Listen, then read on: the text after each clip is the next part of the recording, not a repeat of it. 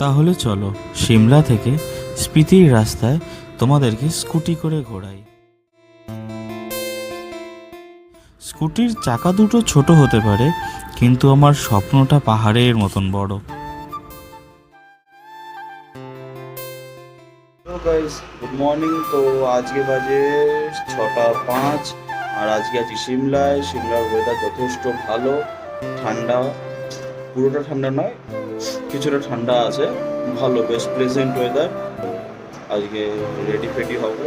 এখান থেকে আজকে প্ল্যান আছে চিটকুল যাওয়ার, চিটকুলে স্টে করবো। সুধীরের ধাবা থেকে বাইরেটা একটু এরকমই দেখতে লাগে।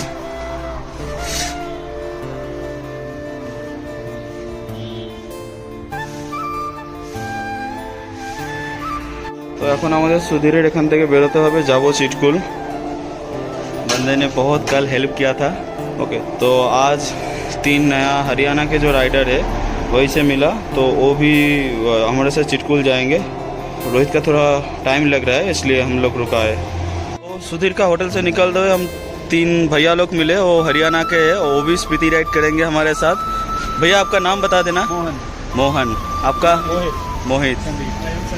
संदीप। तो lots of thanks to you. Enjoy करो। Okay, bye. হোটেল থেকে বেরিয়েছি, সদ্য 5-6 কিলোমিটার হয়েছে। আশেপাশে সুন্দর ওয়েদার, খুব ভালোই লাগছে।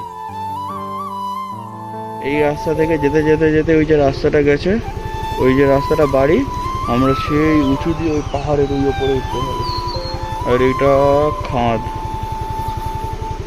আর রাস্তার কন্ডিশন এরকম। বিভিন্ন রকমের টিয়া পাখি, তারপর দোয়েল, ফিঙে পাখিগুলো কি সুন্দর উঠে যাচ্ছে, কি ভালো লাগছে দেখতে।